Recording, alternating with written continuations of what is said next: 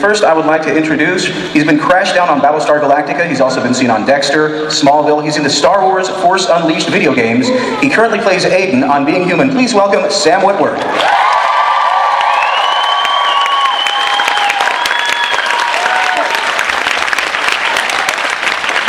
Hello. He has extensive screen credits, including Not Another Teen Movie, Superman Returns, Dylan Dog, Dead of Night, and Fanboys. Please welcome Sam Huntington, also known as Josh the Werewolf.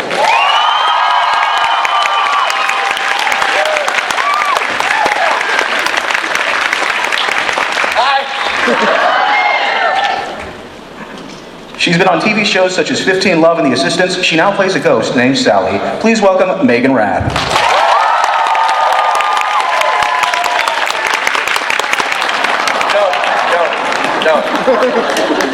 And a hug too.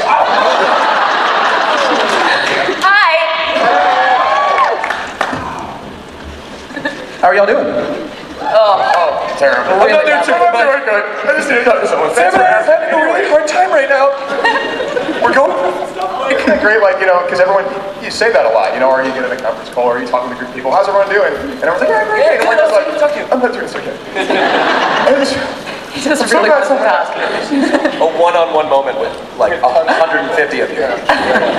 I feel far from you guys. You should stay there. Yeah, stay. No. Have you gotten to get out and see the con at all? Oh, unfortunately, no, not really. We've just been doing the signings and talking to fans and stuff, and that's the one drawback, because I love this stuff. I wanted to see what was here. So, I wanted to get some fairy wings so badly. anyone know where Megan can get? I try to get something at every con I go to. I try to get something. The last one I went to, I got elf ears. The one before, I was wearing the steampunk goggles. And this time I wanted fairy wings, but we didn't get a chance to go out. Leave the trifecta. Yeah. Oh my god, I love that. I got pixie dusted. Yeah, Sam and I got nailed by Carrie Fisher yesterday. Yeah, basically. I see, this lady going after Sam Huntington and throwing stuff, throwing all this glitter on his face. And then she's beckoning me over, and everyone's pulling me over. I'm like, no, not Carrie Fisher. I'm like, oh. He would have never let anyone sprinkle him before, but for Carrie Fisher. She coated you in it, like a mother coats a child in sunscreen. Like, literally, like, it was unbelievable. And he still got it all over him. He still has it on him. All over him. Yeah, this was yesterday morning. Anyway. How are you guys? Good. Not so good. I'm not doing so good. Stand up and take a bow, sir. Yeah, take a bow. There you go, yes. Well done, sir. Well done. One of the big themes, I think, of the first season was this idea of confronting your creator. You have Aiden confronting Bishop, who turned into a vampire. You have Josh confronting Ray, who turned into a werewolf. And you have Sally confronting Danny, who murdered her and made her into a ghost. How conscious of that do you think that was on the writers, making that a theme for every character? Pretty conscious. I think it was really important to them, because that's the basic step that I think we all needed to take in order to move forward with the series and our characters. So I think that's a really good point, Mike. Yeah, actually, never even thought about it. Yeah, don't get a big head about it. That's a good call. Yeah. Yeah, go ahead. No, yeah, you. Oh, well, okay. Well, I was just gonna say, the story for each of our characters is about confronting our demons, and I think, like what you were saying, it's the first step in that process. So I think for all of us, it was really pivotal to really sort of get slapped in the face of what we really are. And what's interesting is this season, you get to face some of those same issues, but from a completely different perspective. And I can't say what I mean by that because it's serious spoiler material. But you get to see some of the same elements, in some cases, some of the same characters. But there's at least. What'd she say? I know the show has great writers, but how much input do you get, actually? Because you're the ones who are inhabiting these characters week after week. How much are you putting into it? Well, we don't get given the scripts until like a week before we shoot them. So at that point, it's basically like a race to figure out what you need to talk to the writers about in order to make it make sense in your head, or alter things in the most minuscule ways as to not disrupt their process. And so that's the unfortunate truth. That being said, in that little race, we do as much damage to the show as humanly possible. So. Well, yeah, I mean, the good news is that most of our suggestions are taken to heart and incorporated into the script pretty quickly, which leads me to believe that writing scripts is really easy. Yeah. Dude named Nick Karatopoulos comes on your chimney. He calls himself Saint Nick. He's in the he's a low rent mob guy.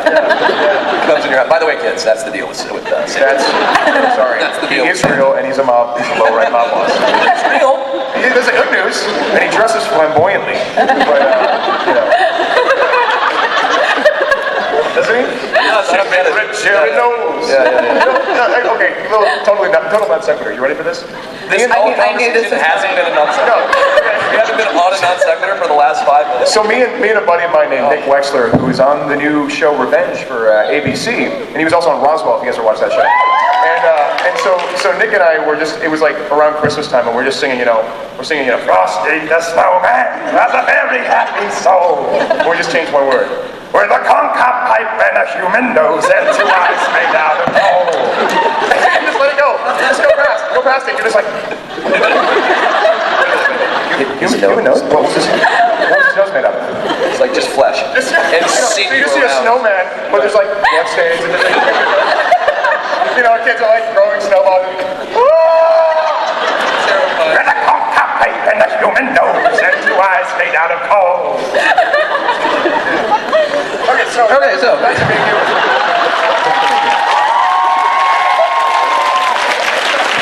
This, it's interesting, like, because around episode 6 and 7 they let us do whatever we wanted, so the feel with the 3 was easier, and I gotta say my favorite scenes of this year are the ones where we're all together. Certainly, I think the funniest scenes.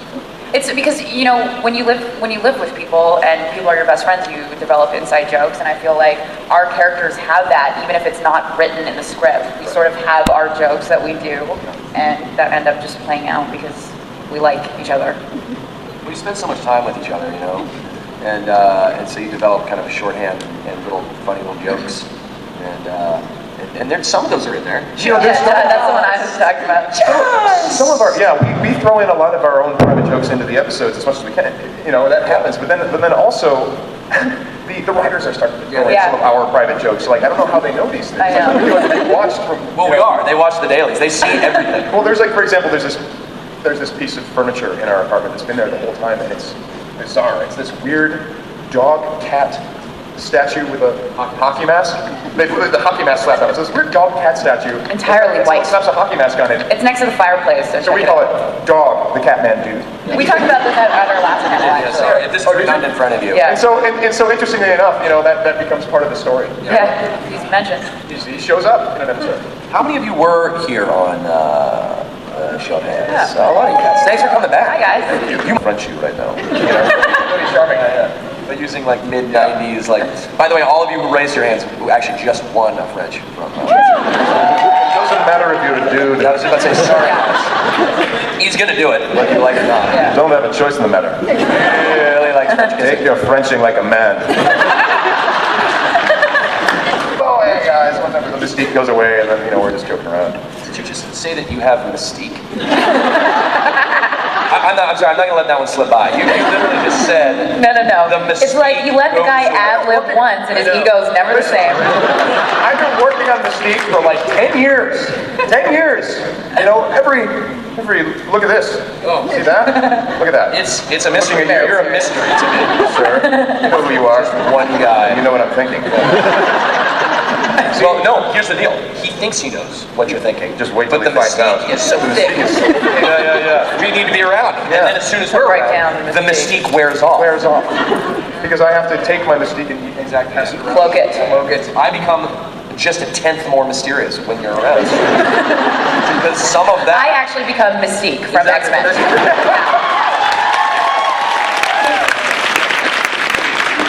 Those things are really fun for us because me and Sam, we'll be in a public place and people will be walking by and there's a third person in our conversation that we can't look at. But you always play like, no guys, we gotta do this, gotta do that. And we're like, we don't really know how to respond. And, people are walking by and it creates like an inherent comedy in those scenes. Yeah. We just choose not to look at her. Yeah. Just don't look at her. As long as you don't look at her, people will just think you're crazy and talking to yourself. But I also get you back. pretty good by just yelling in your ear and Oh spitting God, at you. And, he is all up in my grill all the time. Yeah. Just like yelling in my ear, like from this distance, Yeah. spitting in my mouth, Yeah. breathing in my eyeballs, poking me in the eye with the middle finger, which is arguably the strongest. Yeah. It's arguably the strongest finger. Yeah. And also, it's just mean. It's gross. He's farting on my arm outside. Yeah. Why don't you fart on someone who can fart back? Yeah, exactly. Leave her alone, man. Megan, that's actually, you know what's the best part of that statement? Megan can't fart. She tries. So there's plenty of you can. Yep. So maybe we'll see. Play your cards right, you might get farted on by someone. You go home, tell your friends, I'll tell you what, the con was okay. Moment of the con, Sam Huntington farting on me. Well, Sam would French me. That's actually kind of like, I feel like an appropriate. That's how we do it. Yeah. That's how we do it. Yeah. Audience question.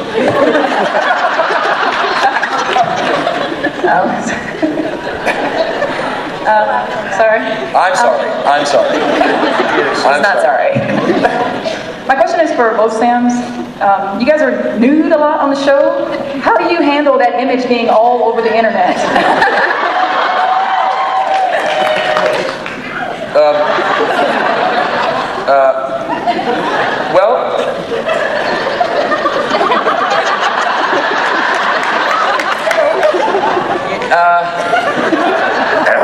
Yeah.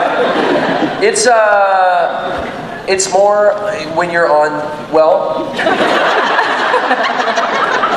you know, well, no, for real though, how would you feel about it? I mean, it's kind of a liberating thing to be naked in front of a bunch of people, which we both have been at this point, and I can't confirm or deny if Megan gets to be this year. Ooh. Yeah, there's actually a lot more. I think there's a lot more nudity this year. Dude, there is. Yeah, there's a lot of nakedness. You kind of just have to kind of shut yourself off, you know, and No, you're prettier. No, you have more muscles. Give me a break. Dude, just fart on her. I'm stepping out. biggest fart. Take her. You're gonna not know what Ass in her happened to arm her. and fart on her arm. You're gonna wake up tomorrow. You betrayed me. You betrayed me in front of Miss your flight. You're gonna miss your flight tonight. They're not gonna let you on if you stink up the aircraft. Everybody was thinking it. Just be sitting there and also. It's really tough. Basically, there's a variation to folklore with all the vampire shows, all the movies. You guys are doing the ghost thing, haven't really seen that before, but what do you think separates being human from everything out there as far as keeping an audience entertained to watch it? I actually have something to say. He's just delaying so he can think of an answer. That's his version of hitting the buzzer first.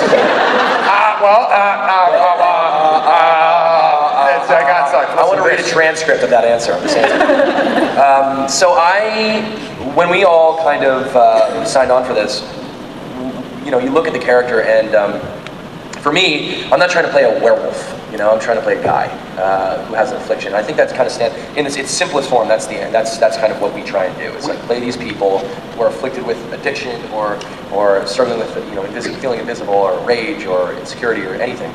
And then beyond that, they are, like Sam was saying earlier, like he's playing like, you know, this addict, but then you look at the vampire side of it.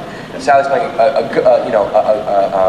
girl who's been in a broken relationship, and she's also a ghost. And so that's the kind of that relatability, I think, is what makes the show sing. It makes the show separate from some show like True Blood, who I heard someone say the other day. They were at the True Blood panel, and it's interesting, you know.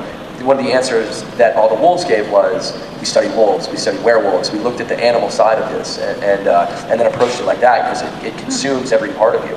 And that's wildly different. Yeah, we do the opposite. Yeah, we actually say to people when we have actors on the show, because basically, it's like Leonard Nimoy was like Mr. Spock, and he had to explain to the new actors, like, okay, here's what a Vulcan is, right?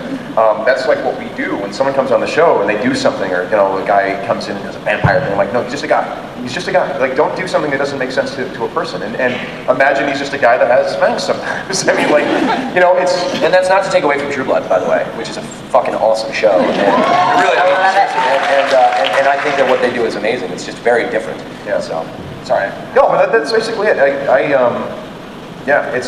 We really want to ground it. I mean, Bishop's vampire family was a low-rent mob family. That's what it was. It wasn't some weird thing. Covenant. Something. Coven. It's actually, season 2 is just going to be the movie The Covenant. That was actually shot in Montreal. Was it? Where we Who cares, shoot Megan? well, it's because we shoot there, Megan, so. Who cares, Megan? Who cares? Leave her alone, man. For salad's fine. Sounds fine.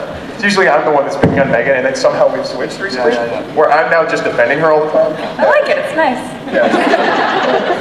Okay, I kind of have a two-part question. First, both Sams, who would win in a fight between the two? Oh, definitely Sam.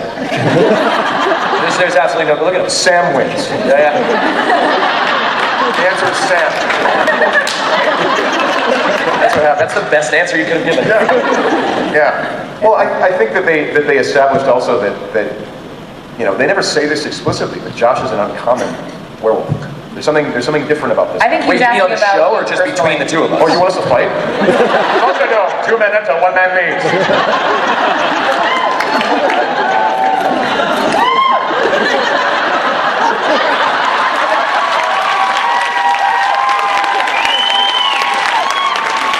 Is he hurt? Is he sleeping? Is he drunk?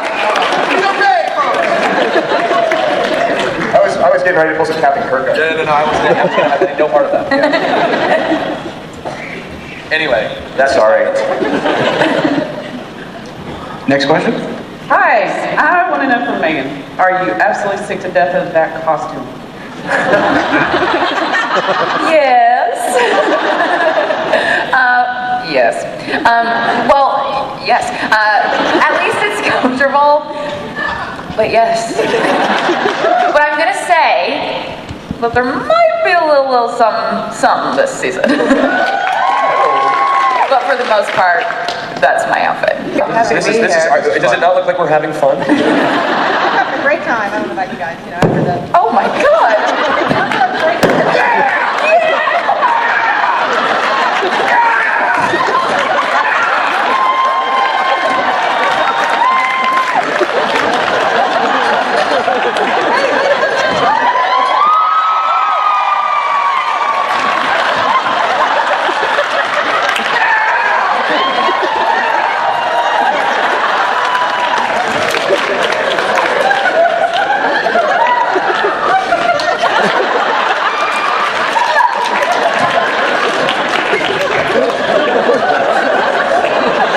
We're the rock band that cleans up after themselves.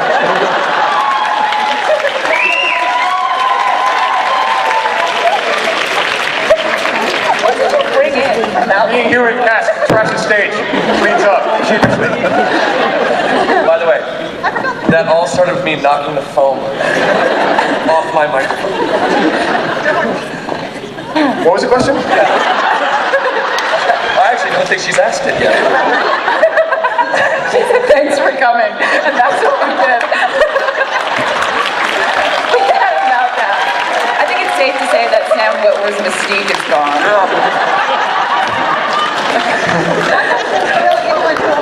What I think was so great about the first season was it really was about your 3 characters. There wasn't any one character who dominated any one episode. It's a great balance. Is that going to continue in the second season?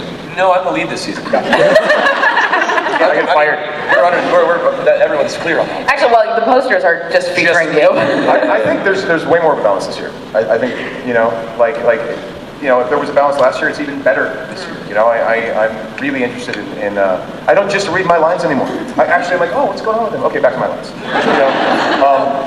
Yeah. Well, also, we all have. By the way, really quick, I want to make sure, because we've wasted a lot of your time, can we get these questions before we go out? If we go real fast? Yeah, let's run through them real quickly.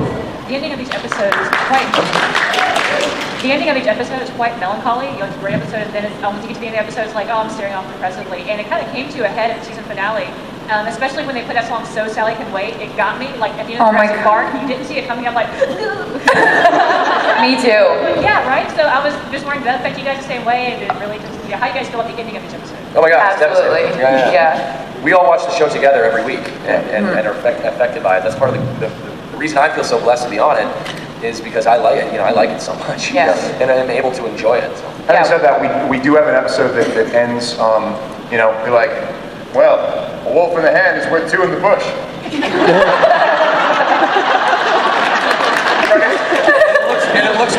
I'm trying to high five him while he's got his hand on my shoulder. It's just missed, but then they freeze frame on that. And it's like, it's awkward, guys. You got it before. Let's go. Yeah, the credits roll. Real fast. We can get in a couple more really quick questions. Let's get, these people have been waiting. Like, we'll be fast. We'll be quick. We'll be good. Oh, I can We'll be be so good. fast when I want to be.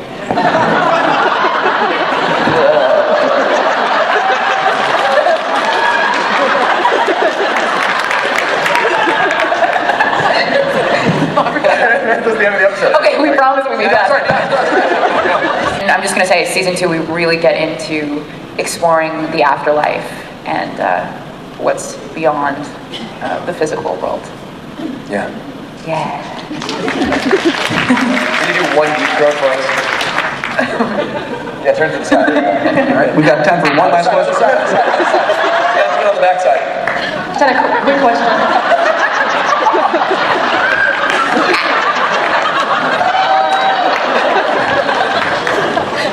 That just happened. Do we have another question?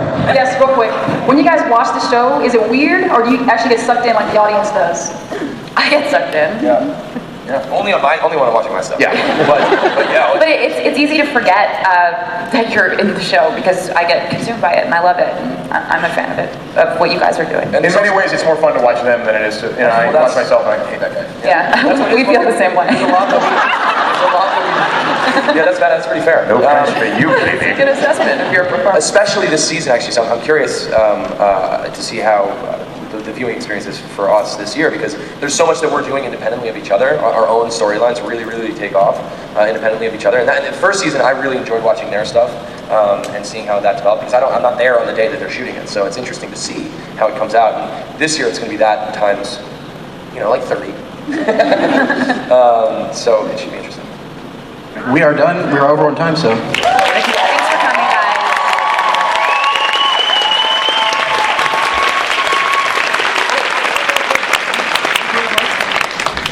Mark Pellegrino wants me to say... Okay, he wants me to say, fucking A, you guys rock, and you have fantastic taste.